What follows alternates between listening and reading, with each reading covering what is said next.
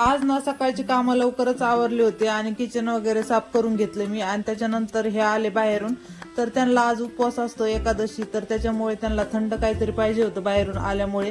तर ते म्हणले ज्यूस बनव, तर त्यांच्यासाठी ज्यूस बनवते मी आता. तर चिक्कू घेतलेले आहे आणि चिक्कूचे साल काढून घेतले. आंब्याचे पण बारीक काप करून टाकायचे.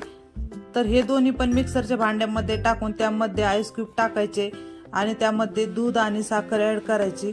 तर मिक्सरमधून बारीक केल्यानंतर फ्रीजमध्ये ना थंड व्हायला 5 ते 10 मिनिटं ठेवायचं. तर खूप छान ज्यूस तयार होतं इथे घरच्या घरी. त्या उन्हाळ्यामध्ये ना जास्त वेळा घरीच ज्यूस बनवलं मी आणि बाहेर ज्यूस प्यायला गेलो ना त्याच्यामध्ये पावडर वगैरे मिक्स असते, त्याच्यामुळे जास्त वेळा पिऊ वाटत नाही. तर अशा प्रकारे ट्राय करू शकतात. तर हे बघा किती छान ज्यूस तयार झालेला आहे. तर त्याच्यावरती बदाम टाकलेले आहेत मी बारीक करून. तर आता यांना ज्यूस देते मी. तर असा होता आजचा छोटासा व्हिडिओ. आवडला असेल तर नक्की लाईक करा. बाय.